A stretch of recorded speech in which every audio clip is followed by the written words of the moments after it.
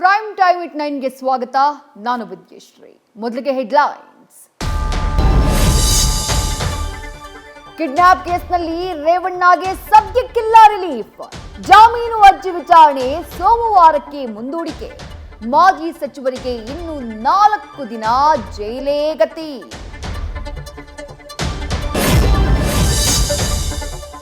ರಾಜ್ಯ ರಾಜಕೀಯದಲ್ಲಿ ತಾರಕಕ್ಕೇರಿದ pen drive talk war. ಪ್ರಪಂಚದ ಅತಿದೊಡ್ಡ ಹಗರಣ ಎಂದ ಕೃಷ್ಣ ಬೈರೇಗೌಡಗೆ ಕೌಂಟರ್. ಸ್ವತಂತ್ರ ತನಿಖೆಗೆ ಸವಾಲ್ ಹಾಕಿದ ಮಾಜಿ CM HDK. Pen drive release ಹಿಂದೆ ಇದ್ದಾರಾ 4 ಮಿನಿಸ್ಟರ್ಸ್. ದೇವರಾಜೇಗೌಡ ಆರೋಪದಿಂದ ರಾಜ್ಯ ರಾಜಕೀಯದಲ್ಲಿ ಸಂಚಲನ. ಕಿಡ್ನಾಪ್ ಕೇಸ್ನಲ್ಲಿ ಮತ್ತೆ 4 ಎಸ್ಐಟಿ ಗಾಳ.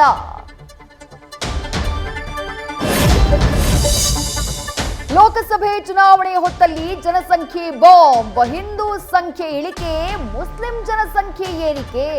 ಹೊಸ ಚರ್ಚೆಗೆ ವೇದಿಕೆಯಾದ ಪಾಪ್ಯುಲೇಷನ್ ಏರಿಳಿತ.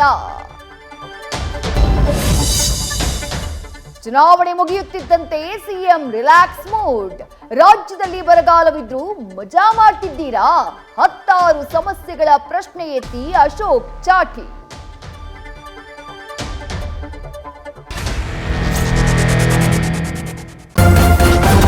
ನ್ಯೂಸ್ ಫಸ್ಟ್, ನಿರ್ಭೀತಿಯಿಂದ ನಿಮ್ಮ ಪರವಾಗಿ.